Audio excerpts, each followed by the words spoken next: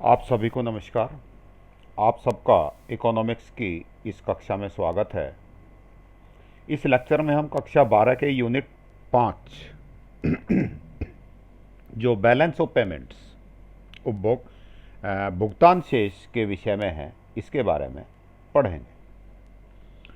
तो कक्षा शुरू करते हैं। आशा है आप अच्छे से होंगे, ठीक से अपनी पढ़ाई कर रहे होंगे। कक्षा शुरू करने से पहले एक बात मैं आपसे करना चाहता हूँ कि बेटा अब सितंबर चल रहा है, नीट का एग्ज़ाम हो चुका है, जेईई मेन का एग्ज़ाम हो चुका है, एनडीए के लिए जो पेपर होना था वो भी हो चुका है।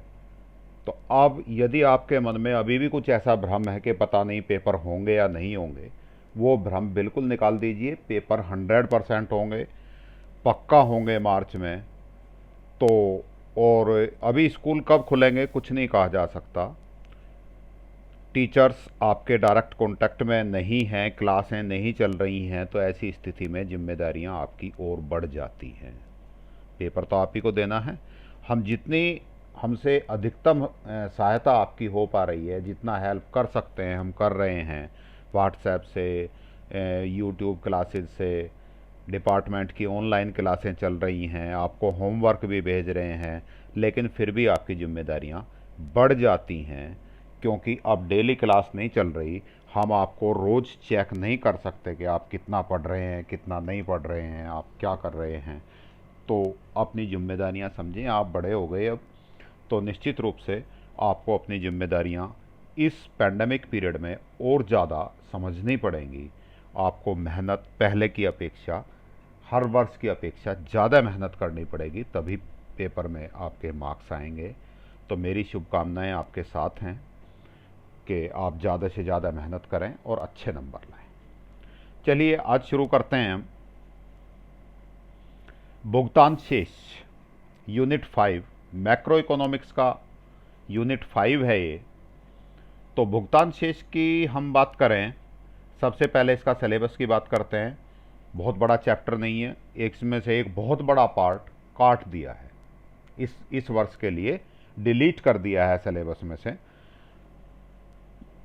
6 मार्क्स का चैप्टर है। Balance of payment accounts, meaning, इसका अर्थ, भुगतान शेष का अर्थ, एंड कंपोनेंट्स, और इसके जो घटक हैं। भुगतान शेष घाटा, बैलेंस ऑफ पेमेंट्स डेफिसिट, इसका क्या अर्थ है। फॉरेन एक्सचेंज रेट, विदेशी विनिमय दर, दो तरह की दरें होती हैं, दोनों पढ़ेंगे हम। Meaning of fixed and flexible rate, कौन कौन सी दरें, स्थिर विनिमय दर और नम्य विनिमय दर। मैनेज्ड फ्लोटिंग, प्रबंधित तरणशीलता। छोटे से ही सिलेबस है, 2 क्लासें भी नहीं लगेंगी इसमें पूरी सी। तो इसको हम तैयार कर लेंगे तो हमारे 6 नंबर, 80 में से 6 नंबर हमारे पूरे हो जाएंगे। इसी में आप यदि सिलेबस, पुराना कोई सिलेबस देखेंगे, आपकी किताबें देखेंगे, तो उस किताब में determinants of exchange rate in A free market, ये वाला पार्ट भी आपको लिखा मिलेगा। लेकिन इस बार आपको पेपर की दृष्टि से ये वाला पार्ट नहीं पढ़ना है। याद रखिएगा बेटा, कम मेहनत में ज़्यादा मार्क्स लाने के लिए थोड़ा सा स्मार्टनेस होनी ज़रूरी है। ऐसा नहीं है कि किताब में जो लिख रहा है हमें सारा ही पढ़ना, हमें कुछ पता ही नहीं है। थोड़ा सा जागरूक होना और ये चीज़ें दिमाग में रखना बहुत ज़रूरी है। तो स्वतंत्र बाजार में विनिमय दर का निर्धारण बहुत बड़ा टॉपिक है, बहुत बड़ा टॉपिक है, जिसमें बहुत सारे ग्राफ बन रहे होंगे इस तरह के, है ना, कभी ऐसे कभी ऐसे। ये सारे ग्राफ आपको नहीं करने हैं, ये सब सिलेबस से बाहर हो गया है, डिलीट हो गया है। तो आप ध्यान रखिएगा। अब यदि ये आप नहीं पढ़ रहे हैं तो बहुत बड़ा चैप्टर नहीं है, छोटा सा चैप्टर है, आप आसानी से इसको करके 6 नंबर की बात कर सकते हैं। आपके अच्छे मार्क्स लाने में ये 6 नंबर बहुत महत्वपूर्ण होंगे। चलिए शुरू करते हैं हम चैप्टर। भुगतान शेष का अर्थ की बात करते हैं सबसे पहले हम, कि भुगतान शेष का क्या अर्थ है। Meaning of balance of payments, भुगतान शेष एक समय अवधि के दौरान किसी देश के निवासियों और शेष विश्व के बीच हुए सभी आर्थिक लेन देन का क्रमबद्ध लेखांकन है। ये व्यापार जो है इंटरनेशनल की बात कर रहे हैं। इसमें बात करूं मैं देश के निवासी। देश के निवासी का अर्थ है, जैसे हम अपने देश की बात करें तो भारत देश की लोग, नागरिक, इसके साथ साथ संस्थाएं, है ना, कोई कंपनी है, वो भी देश के निवासियों में ही आती है। शेष विश्व, भारत की बात करें तो भारत को छोड़कर दुनिया में जितने भी देश हैं वो सारे शेष विश्व में आते हैं। अर्थात हमारा इंटरनेशनल जो ट्रेड है, बाहर से हम विदेश से जो व्यापार करते हैं, शेष विश्व का मोटे रूप से समझने के लिए आप बात करें तो आप विदेश कह सकते हैं। विदेशों के बीच जितने भी आर्थिक पैसे संबंधी लेन देन हो रहे हैं, वो उनका सब लेखा जोखा इसमें होता है, किसमें? भुगतान शेष के खाते में। समझ आ गई बात? यहां देश के निवासियों में व्यक्ति, फर्म, सरकारी एजेंसी सब शामिल हैं। निवासियों का मतलब केवल व्यक्ति नहीं है, फर्म भी, कंपनी जितनी हैं, सरकारी एजेंसियां हैं, लेकिन दूतावास के कर्मचारी, विदेशी सैनिक, कर्मचारी, पर्यटक, प्रवासी, श्रमिक, विदेशी कंपनियों की शाखाएं शामिल नहीं है। जो विदेश के आप कह सकते हैं निवासी हमारे यहाँ रह रहे हैं, है ना, जैसे दूतावास है, यहाँ अमेरिकन एम्बेसी बनी हुई है चाणक्यपुरी में, तो उसमें जितने अमेरिका के कर्मचारी काम कर रहे हैं वो नहीं होंगे। विदेशी सैनिक यदि हमारे यहाँ हैं तो वो नहीं होंगे। जो जितने टूरिस्ट हमारे यहाँ आते हैं और वो यहाँ से कुछ सामान बाहर भेजते हैं तो वो नहीं है। चलिए आगे बढ़ते हैं। भुगतान शेष की जरूरत क्या है? क्या हम पढ़ क्यों रहे हैं इसे? भुगतान शेष की स्टडी करने से क्या फ़ायदा है ना? पूरा चैप्टर पढ़ोगे तो आपको ये चीज़ें क्लियर हो जाएंगी। मोटा मोटी सी एक बार पढ़ लेते हैं हम। भुगतान शेष खाते हमारी जीडीपी की समृद्धि को सूचित करते हैं।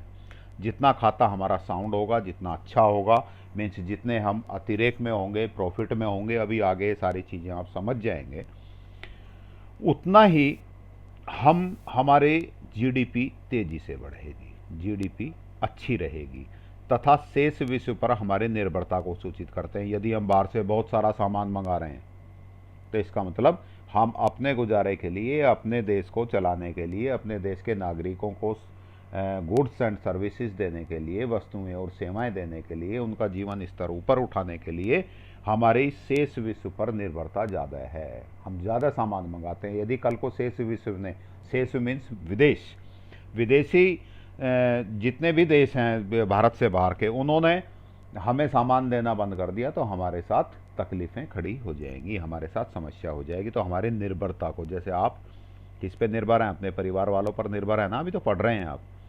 तो निर्भरता का अर्थ, यदि वो हाथ हटा लें तो हमें अपना जीवन व्यापन करने में कठिनाई होगी। भुगतान शेष खाते विदेशी प्रत्यक्ष निवेश को भी प्रकट करते हैं कि विदेश से कितना हमारे देश में निवेश होता है। अभी ये प्रत्यक्ष निवेश के बारे में और डिटेल में हम वहाँ पढ़ेंगे। जितना ज़्यादा निवेश होगा इसका मतलब विदेशी पूंजी उतनी ही अधिक हमारे देश में आ रही है।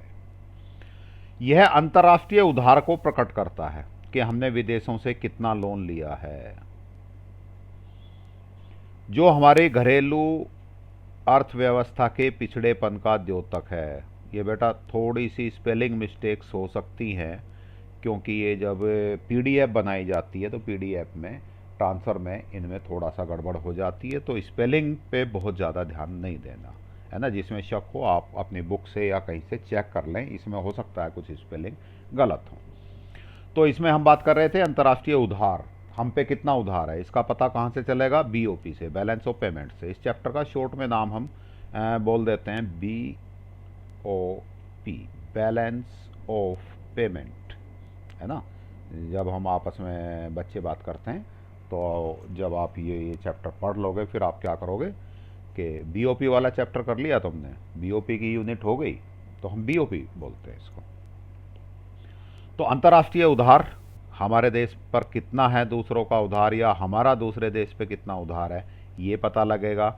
इसके साथ साथ यदि हम पे उधार ज़्यादा है शेष विश्व का, तो वो हमारे अर्थव्यवस्था, जो हमारी अपनी अर्थव्यवस्था, इसके पिछड़ेपन का द्योतक है। अर्थात हमारी जिस देश पे जितना ज़्यादा उधार, उस देश की अर्थव्यवस्था उतनी ही ज़्यादा पिछड़ी हुई। भुगतान शेष खाते रिजर्व बैंक के पास विदेशी मुद्रा के स्टॉक को प्रकट करते हैं। हमारे देश में विदेशी मुद्रा का कितना स्टॉक है, कितना रिजर्व है, वो भी शो करता है, अर्थात हमारी अर्थव्यवस्था का के निष्पादन का अर्थ है परफॉर्मेंस, प्रदर्शन, हमारी अर्थव्यवस्था कितना अच्छा कर रही है उसको ये दिखाते हैं। यह हमारे भविष्य की नीतियों का निर्धारण में सहायक होते हैं। जैसे मान लीजिए हम कोई चीज़ बाहर से बहुत, इस खाते से पता लगा भाई हमें चीनी तो बाहर से बहुत मंगानी पड़ रही है, तो इसका अर्थ है कि हमें भविष्य में गन्ने का उत्पादन, चीनी मिलें ज़्यादा से ज़्यादा लगाने के लिए या चीनी में आत्मनिर्भर होने की ज़रूरत है। ये एक एग्जाम्पल है। वैसे हम चीनी मंगाते नहीं हैं बाहर से, है ना, कभी आज ज़रूरत होती है। बहुत सारी हमारे यहाँ गन्ने का उत्पादन खूब होता है। तो ऐसे किसी भी चीज़ का हम, वस्तु या सेवा, कोई सेवा भी हो सकती है, इन चीज़ों का हम उत्पादन बढ़ा सकते हैं बीओपी देखकर। तो ये बीओपी के बारे में बातचीत हुई। अब बात करते हैं हम इसके बीओपी के कंपोनेंट्स ऑफ बीओपी, भुगतान शेष खाते के घटक के भुगतान शेष खाते में कैसे कैसे चीज़ें लिखते हैं। दो तरह के खाते हम बनाते हैं इसमें। एक खाता चालू खाता, ठीक है, और दूसरा खाता हमारा जो होता है वो होता है चालू खाते के साथ हमारा होता है पूंजी खाता। चालू खाते में क्या क्या चीज़ें हैं अभी पढ़ते हैं हम। चालू खाता जो जिसको हम करंट अकाउंट बोलते हैं, से अभिप्राय उस खाते से है जो दी गई समय अवधि के दौरान वस्तुओं और सेवाओं के निर्यात और आयात का एक पक्षीय हस्तांतरण से संबंधित सभी सौदों का रिकॉर्ड रखता है। देखिए बेटा, कौन कौन से सौदे, कौन कौन से व्यापार का रिकॉर्ड रखता है ये? वस्तुओं और सेवाओं का, ये ध्यान रखना है। चालू खाते में वस्तुओं और सेवाओं का, आयात हो या निर्यात हो, वो तो दोनों रखने ही पड़ेंगे हमें। तो किसका रखता है चालू खाता? मेन रूप से गुड्स एंड सर्विसेज। ये चीज आपको याद रखनी है। आगे बढ़ें। अब चालू खाते में भी 3 भाग होते हैं। पहला भाग दृश्य मद, विजिबल आइटम, नाम से ही पता लग रहा है विजिबल आइटम। विजिबल का मतलब जो दिखाई दें, अर्थात जब भी हम व्यापार करते हैं, विदेश से व्यापार करेंगे तो सीमा के आर पार तो वस्तुएं और सेवाओं का आवागमन होगा ना। यदि वस्तुएं और सेवाएं एक दूसरे सीमा पर, दो देशों की सीमाओं पर आते जाते जो चीज़ें हमें दिखाई देती हैं, कौन सी चीज़ें दिखाई देंगी? भौतिक वस्तु हैं, जिनको हम छू सकते हैं, देख सकते हैं, फील कर सकते हैं, हाथ लगा के महसूस कर सकते हैं, ऐसी वस्तुएं। तो इसमें दृश्य मदों में सभी भौतिक वस्तुएं जिनका आयात तथा निर्यात किया जाता है वो शामिल होती हैं। चीनी, अनाज, तेल, है ना, पेट्रोलियम प्रोडक्ट्स, सारी चीज़ें जो वस्तुएं हैं, अर्थात ये एक तरह से किसका खाता हो गया बेटा? वस्तुओं का। वस्तुओं का रिकॉर्ड रखने का खाता हो गया है।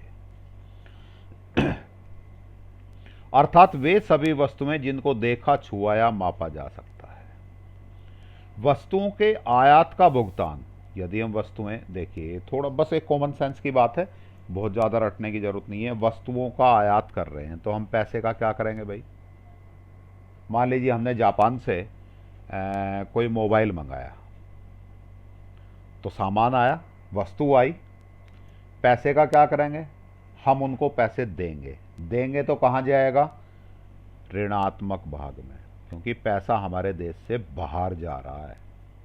आपकी पासबुक देखिए, बैंक की पासबुक, आपने 2 चीज़ें होती हैं, क्रेडिट और डेबिट। डेबिट का मीन्स घटना, ऋणात्मक। क्रेडिट मीन्स आपका पैसा बढ़ता है। जब आप पैसा जमा कराते हैं, मान लीजिए 1000 रुपये जमा करवाए, तो वो 1000 रुपये क्रेडिट में लिखे जाएंगे और आपका जो बैलेंस है वो 1000 रुपये बढ़ जाएगा। आप 500 रुपये एक हफ्ते बाद निकलवा के लाते हैं तो 500 रुपये कहाँ लिखे जाएंगे? डेबिट में, और आपके बैलेंस में से 500 रुपये कम हो जाएंगे। तो इसका जो, क्योंकि पैसा गया है, वस्तु को आयात किया है तो हमें पैसा देना पड़ा, देश में पैसा घटा, इसीलिए ये भुगतान ऋणात्मक भाग या देनदारियों में लिखा जाता है। भाई हमें या तो दे दिया तो ऋणात्मक में आ गया, नहीं तो हमें देना है तो देनदारियों में। इट मीन्स एक तरह का हमारे ऊपर ये भार हो गया कि जो हमें उनको देना है। अब इसी तरह से उल्टी बात करें हम, निर्यात, यदि हम वस्तुओं का निर्यात कर रहे हैं तो उसकी प्राप्तियां कहां जाएंगी? धनात्मक भाग में। धनात्मक मीन्स क्रेडिट में।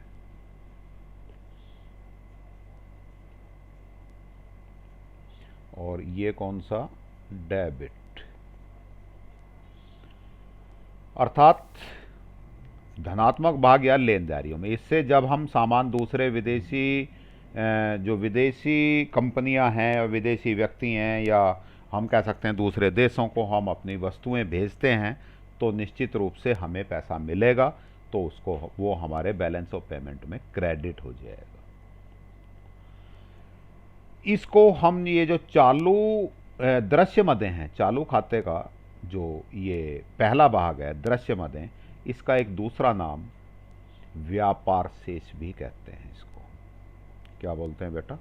व्यापार शेष, बैलेंस ऑफ ट्रेड। ये नाम मैं हर बार इसलिए अलग अलग बताता हूँ आपको सारे नाम, कि आपसे पेपर में कहीं ऐसा ना हो कि आप याद तो करके गए हैं क्या दृश्य मदें, है ना, दृश्य मदें क्या होती हैं, और पेपर में आपसे पूछ लिया बैलेंस ऑफ ट्रेड क्या होता है। तब आपको याद है क्वेश्चन का आंसर, लेकिन फिर भी आप ये सोच रहे हैं कि भाई ये तो मैंने व्यापार शेष तो कभी पढ़ा ही नहीं। तो इससे आप परिचित हो जाएं नाम से, और आप समझ जाएं कि दृश्य मदें और व्यापार शेष एक ही बात है, बैलेंस ऑफ ट्रेड या विजिबल आइटम्स सेम थिंग है, हम वही आंसर लिखते हैं।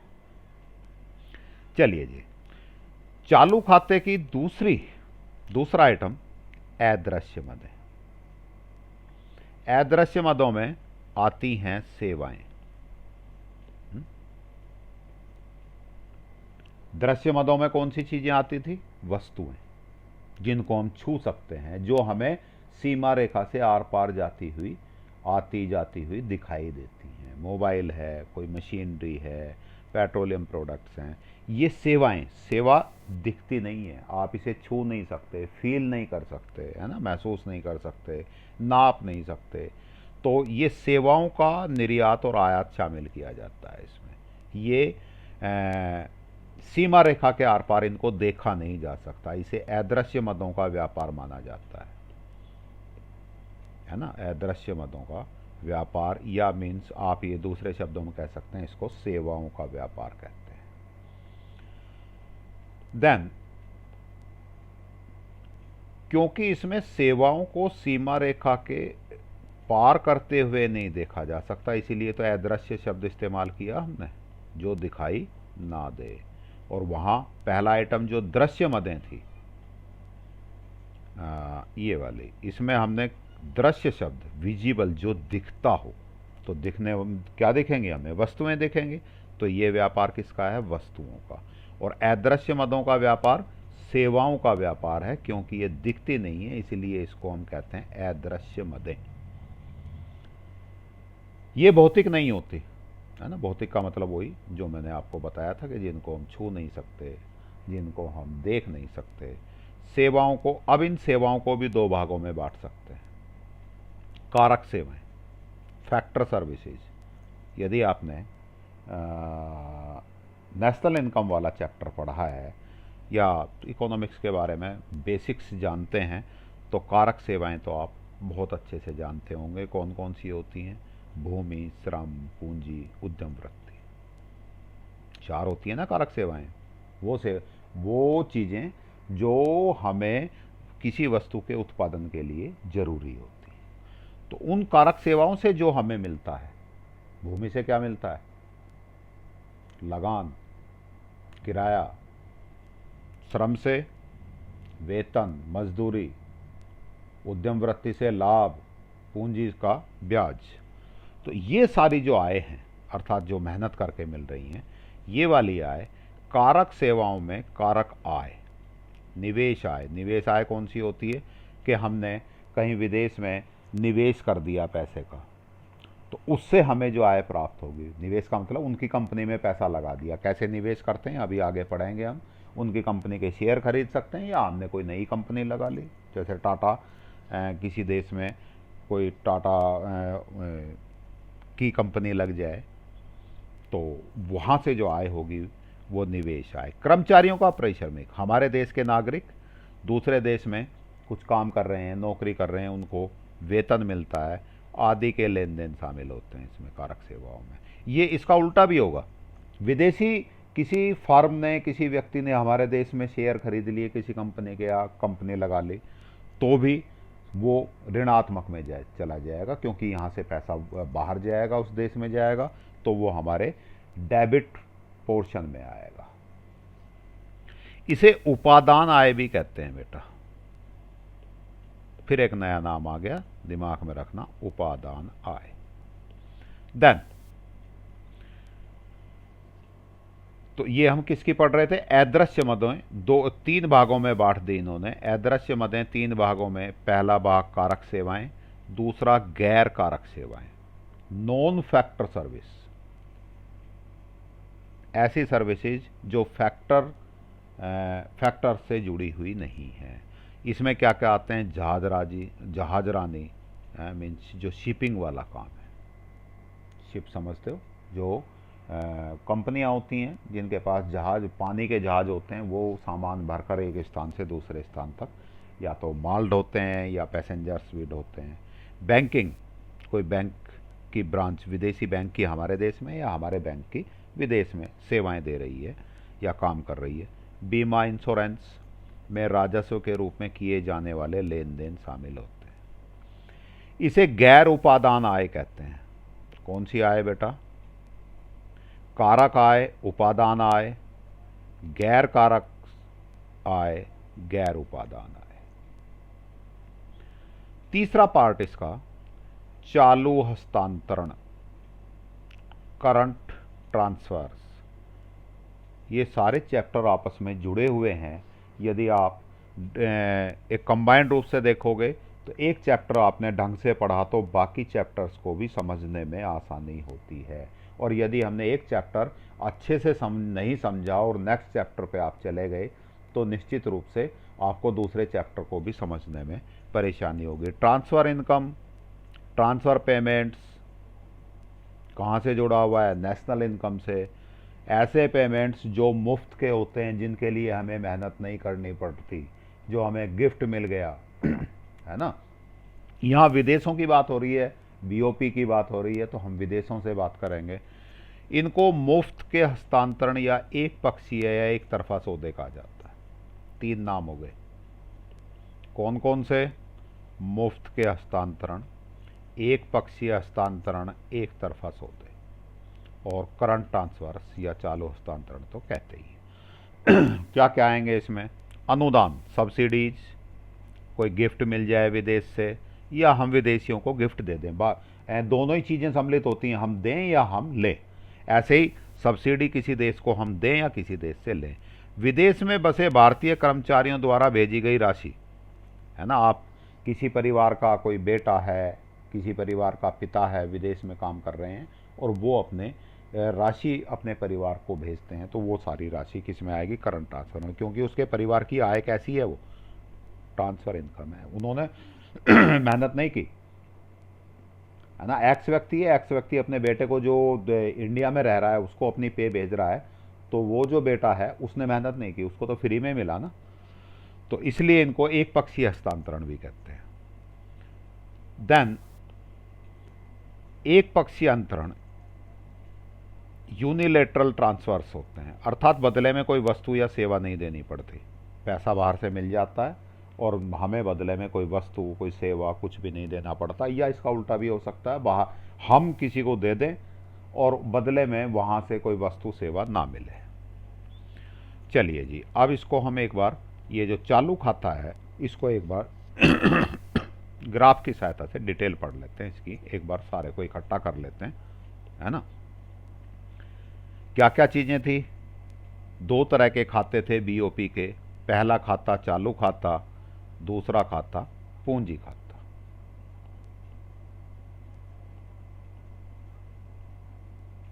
ऐसा ही था।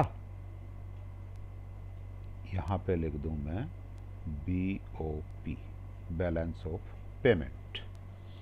तो दो पार्ट हो गए, चालू खाता, पूंजी खाता। पूंजी खाते में अभी आगे पढ़ेंगे हम इसको, पूंजी खाते को। चालू खाते के तीन भाग मैंने बताए। पहला भाग दृश्य मदें, दूसरा भाग अदृश्य मदें, तीसरा भाग चालू हस्तांतरण। यही पढ़ा था। दृश्य मदें कौन सी? वस्तुओं का व्यापार जो हमें दिखती हैं। दृश्य मीन्स जो दिखाई दें, सीमा के आर पार जाती हुई दिखाई दें, है ना। ये वस्तुओं का व्यापार फिर दो भागों में बांट सकते हैं। वस्तुओं का या तो हम निर्यात करें या वस्तुओं को आयात करें। अदृश्य मदें हमने कैसे पढ़ी थी? अदृश्य मदों का मतलब अदृश्य जो दिखाई ना दें, सीमा के आर पार जाती हुई। इसमें क्या पढ़ा था हमने? क्या कहा, क्या बताया था कि सेवाओं का व्यापार है। तो सेवाओं का व्यापार हो गया है। इसमें दो तरह की आय बताई हमने, उपादान आय और एक गैर उपादान आय। कारक सेवाएं और गैर कारक सेवाएं। ध्यान आ रही है कुछ? चलो दिखा देता हूं। अदृश्य मदें, इसमें हमने बात करी कारक सेवाएं और गैर कारक सेवाएं। कारक सेवाओं को उपादान आय कहते हैं और गैर कारक सेवाओं को गैर उपादान आय कहते हैं। तीसरा पार्ट चालू हस्तांतरण, वो इन्होंने अलग लिख दिया, एक ही बात है। तो कारक से सेवाओं के व्यापार के तीन पार्ट हमने पढ़े थे। इसमें उपादान आय में कर्मचारियों को क्षतिपूर्ति से निवल आय, ये हमने अभी छोड़ दिए हैं, इतना डीप पूछते भी नहीं है। लेकिन गैर उपादान आय के एग्जाम्पल्स हमने पढ़े थे, जहाजरानी, बैंकिंग, बीमा, पर्यटन, सॉफ्टवेयर सेवाएं। तीसरा पार्ट पढ़ा था हमने, किसका पढ़ा था ये? इसी का ही पढ़ा था हमने, तीसरा पार्ट चालू हस्तांतरण। चालू हस्तांतरण में जितने भी गिफ्ट्स हैं, है ना, अनुदान, सब्सिडीज हैं, प्रेषित धन, फ्री का जो पैसा हम भेजते हैं या हमें मिलता है। अब बात करते हैं चालू खाते के संतुलन की। संतुलन का क्या अर्थ है? चालू खाते के संतुलन का, कोई चालू खाता तब संतुलन में कहलाता है जब चालू खाते की देनदारियां और लेनदारियां बराबर होती हैं। क्योंकि हम विदेश के व्यापार की बात कर रहे हैं, जितना हमें बाहर से पैसा मिल रहा है, यहाँ वस्तुएं और सेवाएं नहीं, हम केवल पैसे की बात करेंगे, जितना पैसा मिल रहा है उतना ही हम पेमेंट कर रहे हैं। इट मीन्स ना हमें घाटा हो रहा है ना हमें फायदा हो रहा है। तो उसको हम कहते हैं चालू खाते का संतुलन। जितना व्यापार में जितना पैसा गया उतना ही पैसा आ गया। लेकिन हमेशा तो ऐसा नहीं होगा। यदि प्राप्तियां, पैसा मिल ज़्यादा रहा है और भुगतान कम कर रहे हैं, इट मीन्स विदेशों को हम चीज़ें, वस्तुएं, सेवाएं, है ना, और चालू हस्तांतरण, ट्रांसफ़र इनकम विदेशों से आ ज़्यादा रही हैं और विदेशों को हम भेज कम रहे हैं, तो इसको हम कहते हैं चालू खाता अतिरेक, करंट अकाउंट सरप्लस। सरप्लस का मतलब फायदा हो रहा है, अतिरेक मीन्स पैसा बच रहा है, पैसा प्राप्त ज़्यादा हुआ ना, इसीलिए तो हमने ये वाला साइन लगा रखा है। पैसा प्राप्त ज़्यादा हुआ और भुगतान हमें कम करना पड़ा, तो इसको हम कहते हैं सरप्लस, कि हमारा खाता अच्छी पोजीशन में है, हमें लाभ हो रहा है, अतिरेक है। तो चालू खाता अतिरेक वह अतिरेक है जब लेनदारियां मदें देनदारियों मदों से ज़्यादा होती हैं। लेते हम ज़्यादा हैं और देते कम हैं, यह विदेशी विनिमय का अंतर प्रवाह कहलाता है। इनफ्लो है, पैसा बाहर से आ ज़्यादा रहा है और जा कम रहा है। दूसरा, चालू खाते में घाटा हो सकता है। कब होगा? जब प्राप्तियां कम हो और भुगतान ज़्यादा करना पड़े। ये अक्सर ही हमारे देश के लिए ऐसा ही होता है और इसमें बहुत बड़ा योगदान पेट्रोलियम प्रोडक्ट्स का है कि हम डीजल, पेट्रोल और जो पेट्रोलियम प्रोडक्ट्स हैं, इनकी हमारे यहाँ खपत बहुत ज़्यादा है और हमारे यहाँ ये पैदा कम होते हैं। तो हमें कहाँ से मंगाना पड़ता है? खाड़ी देशों से या विदेश से ही मंगाना पड़ता है, से विश्व से। तो इसकी वजह से हमारा ये खाता ज़्यादातर घाटे में रहता है। तो चालू खाता घाटा, घाटा मीन्स नुकसान, तब होता है जब देनदारियां मदें कैसी हों, ज़्यादा, और लेनदारियां मदें कैसी हों, कम हों।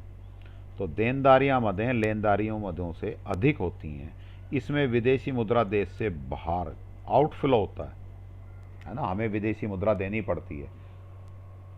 हम जिस देश से जो सामान मंगाते हैं उसको उसी देश की मुद्रा में पेमेंट करना पड़ता है। ऐसा नहीं है कि हम रुपए दे दें। ये कहाँ से चेंज करेंगे हम? एक्सचेंज मार्केट से। वहाँ हम रुपए देंगे, वहाँ से डॉलर लेंगे, और डॉलर, मान लीजिए अमेरिका से कोई सामान मंगाया तो 10,000 रुपये का किसी व्यापारी ने सामान मंगवाया है, तो वो 10,000 रुपये अपनी दुकान में ही बैठ के कह रहा है, वहाँ तो डॉलर की बात करेगा वो कि मैंने जी $120 का सामान मंगवाया या $10 का सामान मंगवाया। तो वो क्या करेगा, कुछ पैसे लेके एक्सचेंज मार्केट में जाएगा, वहाँ मान लीजिए उसने $100 का सामान मंगवाया है, तो एक्सचेंज मार्केट में 800 या 700 रुपये जितने भी वो मांगे देने हैं, एक्सचेंज रेट जो भी होगा 700 रुपये उसको देगा, 7,000 रुपये देगा, और $100 लेगा उससे, और $100 लेके उसको उस व्यक्ति को दे देगा, अमेरिकन कंपनी को या जहाँ से भी सामान मंगवाया उसको पेमेंट तो डॉलर में ही करनी पड़ेगी। तो चालू खाता घाटे में प्राप्तियां हमारी कम हैं और भुगतान हमारे ज़्यादा हैं, ये एक कंडीशन है। अब इसको देखते हैं व्यापार शेष का अर्थ। अभी ऊपर पढ़ा था हमने, व्यापार शेष किसको कहते हैं? दृश्य मदों वाले खाते को हम कहते हैं व्यापार शेष। ये वाला दृश्य मद किसकी थी? ये चालू खाते की थी, जो वहां मैंने नाम बताया था इसका। इसको बैलेंस ऑफ ट्रेड, व्यापार शेष क्या होता है? व्यापार शेष, यहां बेटा शेष शब्द और लगा लो।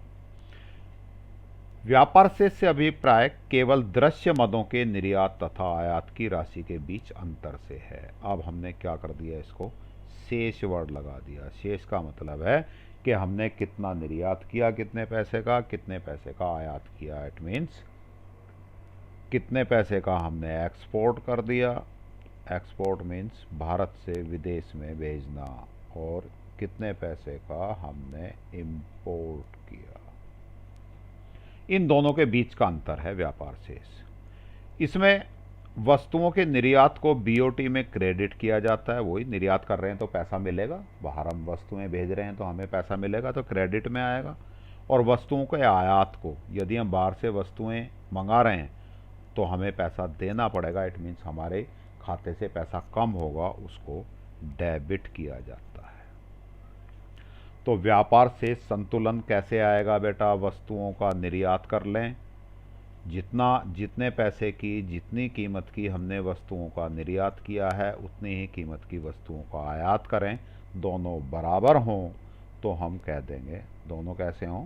बराबर हों, तो हम कह देंगे व्यापार शेष हमारा संतुलन में है। लेकिन भारत में अक्सर ये संतुलन में नहीं होता। अतिरेक कब होगा? सेम थिंग है। अतिरेक मीन्स सरप्लस। हमें लाभ कब होगा? निर्यात ज़्यादा वस्तुओं का करें और आयात कम वस्तुओं का करें। घाटा कब होगा? व्यापार शेष घाटा, निर्यात कम वस्तुओं का करें और आयात ज़्यादा वस्तुओं का कर दें, है ना। बाहर से सामान ज़्यादा मंगाया, भेजा कम, तो पैसे आएंगे कम और जाएंगे ज़्यादा। देन निवल अदृश्य मदें, नेट इनविजिबल आइटम्स। एक देश के एक निश्चित अवधि में अदृश्य मदों के निर्यात एवं आयात के मूल्यों का अंतर होती है। नेट का मतलब एक्सपोर्ट इंपोर्ट दोनों को माइनस कर दीजिए, एक्सपोर्ट में से इंपोर्ट माइनस कर दीजिए। यहाँ हमने अच्छा इसमें लिखा नहीं था, चलिए। निवल अदृश्य मद बराबर कारक सेवाओं का शेष प्लस गैर कारक सेवाओं का शेष। समझ गए होगे, ये factor services, balance of factor service. Balance of factor service क्या हो जाएगा? फैक्टर सर्विस हमने कितनी factor services export minus factor services import. कितनी हमने निर्यात की उसमें से माइनस कर देंगे कि कितनी फैक्टर सर्विस हमने आयात की। ये आ जाएगा फैक्टर सर्विस का शेष प्लस नॉन फैक्टर सर्विस का शेष ऐसे ही आ जाएगा। गैर कारक सेवाएं कितनी हमने निर्यात की और गैर कारक सेवाएं कितनी हमने आयात की, आयात वाली माइनस कर देंगे निर्यात में से, उनका शेष आ जाएगा। तो इसका मतलब इसका आंसर प्लस में भी हो सकता है और माइनस में भी हो सकता है ना। माइनस में कब होगा? जब हमने एक्सपोर्ट कम किए होंगे और इंपोर्ट ज़्यादा कर लिए होंगे। हस्तांतरण शेष ट्रांसफर पेमेंट्स जो है। क्लियर हो गई बात? अब आगे बढ़ते हैं। पूंजी खाता, कैपिटल अकाउंट, जैसे हमने ऊपर पढ़ा था। ये पूरा कौन सा खाता पढ़ा था? ये टेबल चालू खाता। हमने बताया बीओपी के दो पार्ट होते हैं, एक चालू खाता, एक पूंजी खाता। तो अभी तक हमने पूंजी चालू खाता पूरा कर लिया। अब हम शुरू करते हैं पूंजी खाता क्या होता है, पूंजी खाते के क्या क्या कंपोनेंट्स होते हैं। तो पूंजी खाता वह खाता है जो एक देश के निवासियों तथा शेष विश्व के निवासियों द्वारा किए गए उन सभी लेन देन को रिकॉर्ड करता है जिसमें परिसंपत्तियों के स्वामित्व में परिवर्तन होता है। चालू खाते में क्या हो रहा था? वस्तुएं और सेवाएं और ट्रांसफर इनकम। इसमें क्या चेंज आ रहा है? पूंजी खाता है इसलिए परिसंपत्तियों के स्वामित्व में परिवर्तन हो रहा है। परिसंपत्तियां प्रॉपर्टी।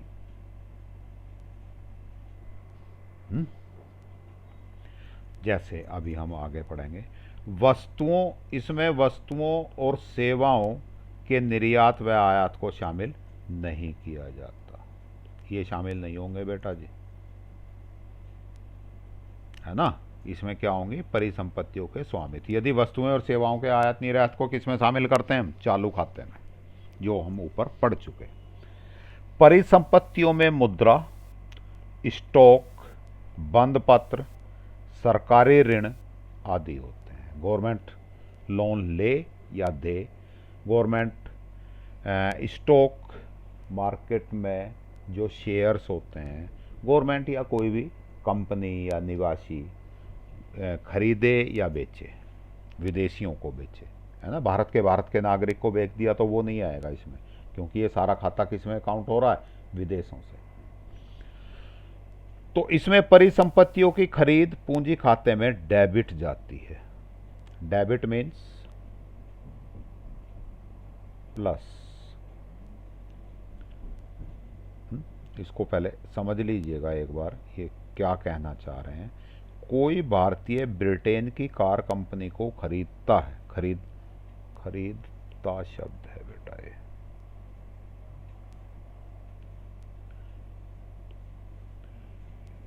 तो वह पूंजी खाते की लेन देन की डेबिट मद में प्रविष्ट होगा। क्यों होगा? इसको थोड़ा सा कॉमन सेंस लगा के देखेंगे। क्योंकि खाते में हम क्रेडिट डेबिट का जब भी बात करते हैं, मैंने बताया पैसे की बात करते हैं, वस्तुएं, प्रॉपर्टी, सेवाएं, इनकी बात नहीं करते। मान लीजिए किसी भारतीय ने ब्रिटेन में कोई कार कंपनी खरीद ली, है ना। टाटा ने ब्रिटेन की कोई कार कंपनी खरीद ली तो टाटा को क्या करना पड़ेगा? ब्रिटेन के उस कंपनी को, जिसकी वो कंपनी है, खरीदने के लिए पैसा देना पड़ेगा। तो टाटा के पास प्रॉपर्टी भले ही बढ़ जाए, लेकिन मुद्रा की कमी होगी ना, पैसा तो खाते में से कम होगा। या भारत से बहुत सारा पैसा ब्रिटेन को जाएगा, भले ही वहाँ ब्रिटेन में उसको प्रॉपर्टी मिल गई, लेकिन पैसा तो गया ना। इसलिए कौन सी मद में चला गया बेटा? ये डेबिट। डेबिट का अर्थ होता है माइनस, घटेगा। क्यों? क्योंकि ये विदेशी विनिमय का भारत से बाह्य प्रवाह है, आउटफ्लो हो रहा है पैसा। जो एक्सचेंज विदेशी विनिमय है, विदेशी जो हमारे इसको कह देते हैं आप विदेशी मुद्रा है, वो भारत से बाहर जा रही है। पौंड बाहर जा रहा है। अमेरिका, ये ब्रिटेन की बात कर रहे थे, ब्रिटेन की करेंसी क्या है? पाउंड। तो पाउंड भारत से निकल के कहाँ जाएगा? ब्रिटेन वालों को देना पड़ेगा उस कंपनी को हमें, तो भारत का में तो पौंड कम हो जाएंगे।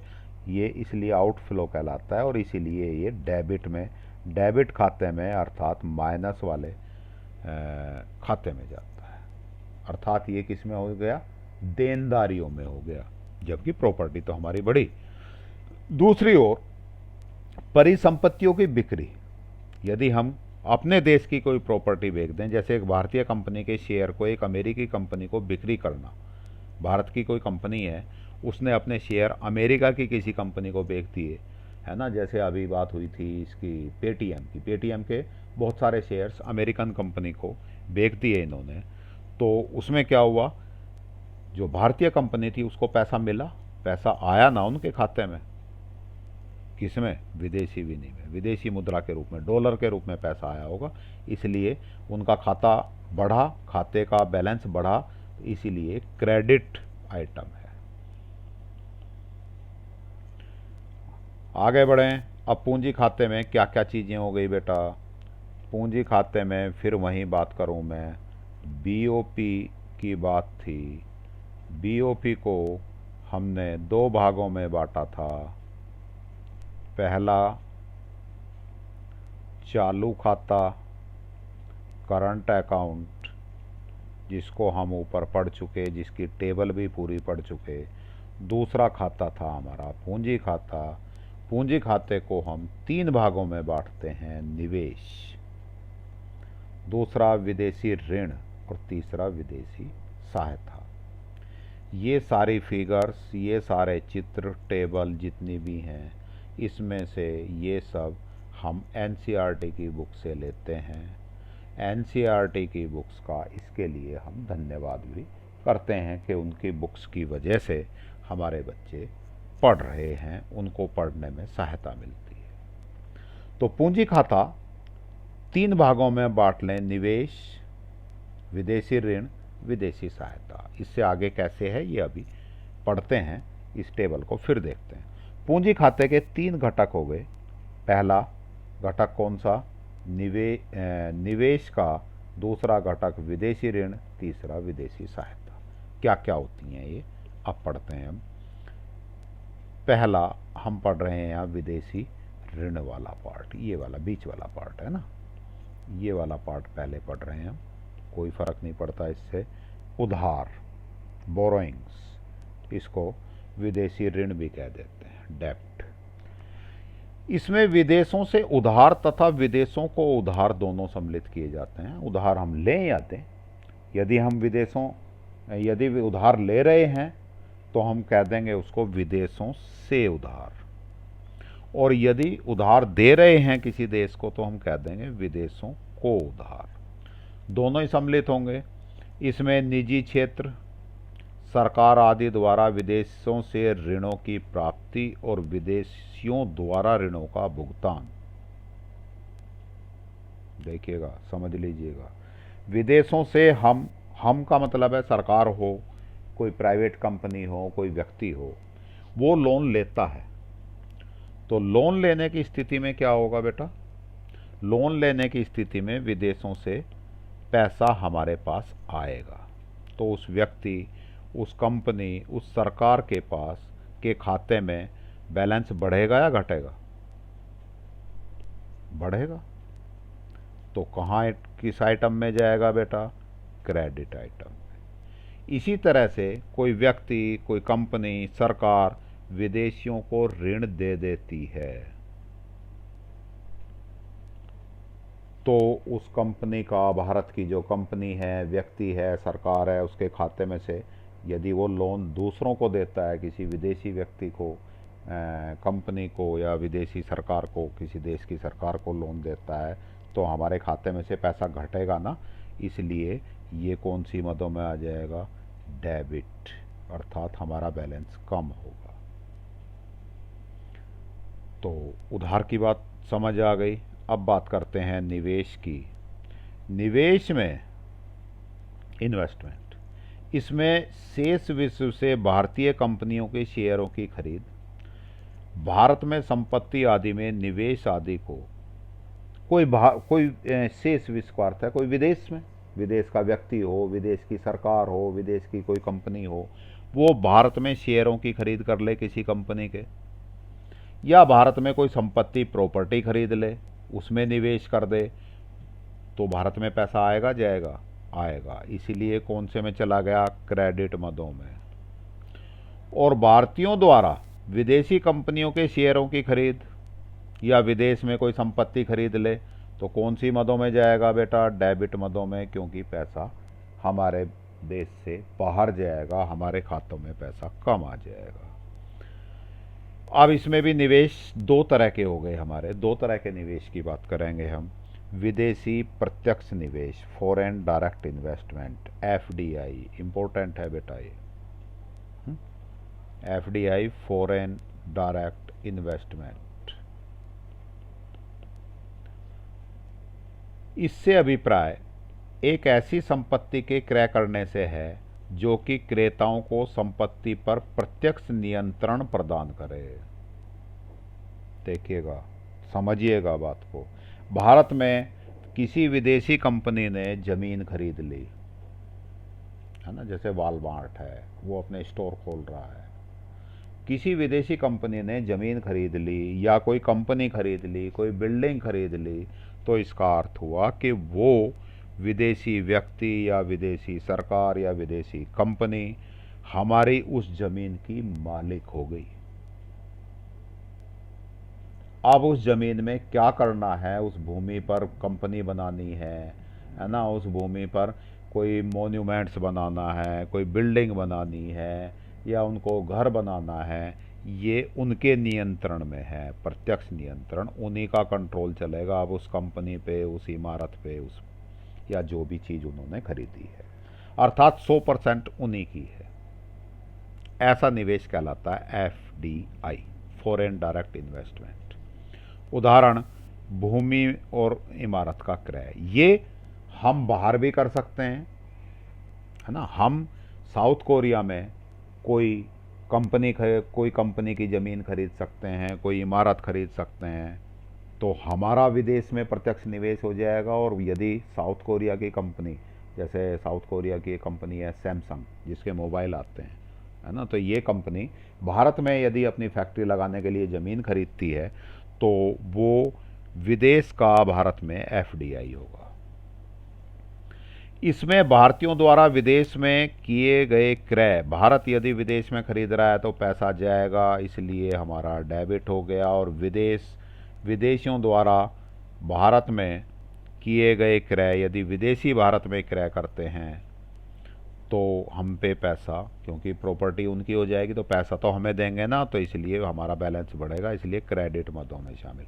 तो कौन से क्रेडिट मद में होगा, कौन सा डेबिट, ये तो आसान सा हो गया, अब समझ आ गया होगा आपको। जैसे वॉलमार्ट स्टोर अमेरिका की कंपनी है जो भारत में अपने स्टोर खोल रही है, और ये स्टोर खोलेगी तो जो ज़मीन खरीदेगी, जो बिल्डिंग खरीदेगी, उसके लिए हमें पैसा देगी, तो ये हमारा एफडीआई इनफ्लो होगा। तो हमारे कौन सी मदों में जाएगा? ये क्रेडिट मदों में। पोर्टफोलियो निवेश कौन सा होता है? इसको हम एफआईआई बोलते हैं बेटा। क्या बोलते हैं?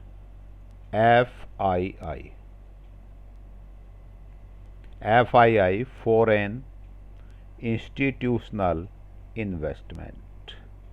एफ से फॉरेन, आई से इंस्टीट्यूशनल, सेकंड आई से इन्वेस्टमेंट। ये क्या होता है अब ये देखते हैं। इसमें इसका अर्थ ऐसी संपत्तियों के क्रय से है जो क्रेता को संपत्ति पर प्रत्यक्ष नियंत्रण नहीं देते। सीधा सीधा उनको, विदेशियों का, मान लीजिए कोई विदेशी हमारे यहाँ एफआईआई कर रहा है, किसी कंपनी के शेयर खरीद रहा है, तो उसको शेयर इतने ही बेचे जाएंगे कि कंपनी का मालिक वो नहीं होगा। उसको 10% बेच दिए, 20%, कंपनी का असली मालिक तो वो होगा ना जिसके पास 50% से ज़्यादा शेयर है। तो इनका प्रत्यक्ष नियंत्रण नहीं होगा। तो एक तरह से आप ये मोटे तौर पे कह सकते हैं कि शेयर बाजार में जो पैसा विदेशी कंपनियां लगाती हैं वो कहलाता है FII, फॉरेन इंस्टीट्यूशनल इन्वेस्टमेंट। जैसे कंपनी के शेयर और बॉन्ड्स का क्रय, कोई विदेशी कंपनी हमारे देश की कंपनी के शेयर और बॉन्ड्स खरीद ले तो वो FII इनफ्लो होगा, ये क्रेडिट मदों में जाएगा। और यदि भारतीय कंपनी विदेश में कोई किसी कंपनी के शेयर, विदेशी कंपनी के शेयर और बॉन्ड्स खरीद ले तो वो डेबिट मदों में जाएगा। इसे विदेशी संस्थागत निवेश, FII को हिंदी में कहेंगे विदेशी संस्थागत, इंस्टीट्यूशनल इन्वेस्टमेंट निवेश। विदेशी सहायता, यह एक प्रकार के ऋण ही होते हैं, लोन ही है, फ्री में कोई नहीं दे रहा, लोन ही है ये भी, लेकिन ये रियायती दरों पर दिए जाते हैं, बहुत कम रेट पे। जैसे भारत में ये दिल्ली में मेट्रो बनाने के लिए जापान से लोन मिला है हमें, बहुत 1% या आधे % पे मिला हुआ है। तो रियायती दरों पर लोन को हम कहते हैं विदेशी सहायता। और बाजार की कॉमर्शियल रेट पर यदि हम लोन लेते हैं तो वो कहलाएगा बेटा कौन सा, उधार या विदेशी ऋण। समझ आ गए, बाजार की कीमतों पर ऋण ले रहे हैं तो वो कहलाएगा विदेशी ऋण या उधार। और यदि रियायती दरों पर हमें लोन मिल रहा है, ऋण मिल रहा है, तो उसको हम कहेंगे विदेशी सहायता। बस इतना ही अंतर है इसमें, रियायती दरों का अंतर है, वो बाजार की सामान्य दरों पे मिलता है और विदेशी सहायता हमें रियायती दरों पर मिलती है। इसके अतिरिक्त अनिवासी भारतीयों की जमाओं का भी पूंजीगत खाते का घटक माना जाता है। ये जो अनिवासी भारतीय, नॉन रेजिडिंग इंडियंस, ये यदि कोई डिपॉजिट करते हैं तो वो भी पूंजीगत खाते का। अब देखिएगा समुचित शेष का क्या अर्थ हुआ। समुचित शेष मीन्स ओवरऑल, BOP का चालू खाता शेष। चालू खाते शेष में 3 दरें हो गई, कौन कौन सी बोलो, याद करो। दृश्य मदें, अदृश्य मदें, ट्रांसफर इनकम, है ना, हस्तांतरण आय। पूंजी खाता शेष कितनी मदें हो गई, 3 मदें हो गई। इनमें कितना पैसा गया, कितना आया, आय में से, है ना, गया हुआ पैसा घटा दो, वो पूंजी खाता शेष हो जाएगा। इस पूंजी खाते की भी 3 मदें हो गई, कौन कौन सी मदें हुई बेटा, उधार, दूसरा निवेश, है ना, विदेशी उधार के बाद निवेश। निवेश के भी 2 पार्ट थे हमारे पास, विदेशी प्रत्यक्ष निवेश FDI और FII दोनों पार्ट। तीसरा विदेशी सहायता। भूल चूक फिर भी इन खातों से कुछ छूट जाता है तो वो चीज़ें हम प्लस या माइनस करके बैलेंस करते हैं, ये कहलाता है समुचित शेष। ये BOP का बैलेंस हो गया। चलिए आज इतना ही करते हैं, नेक्स्ट लेसन में स्वायत्त मदें और समायोजक मदों की बात करेंगे और उसके बाद आपका रह जाएगा विनिमय दर। तो थोड़ा सा ही है क्योंकि बहुत सारा पार्ट तो इसका ख़त्म हो गया और इसके बाद आपके अभ्यास प्रश्न छोटा सा ही है। चलिए ठीक है बेटा, आपने मेरी बातें ध्यान से सुनी, पढ़ी, समझी, इसके लिए आपका धन्यवाद।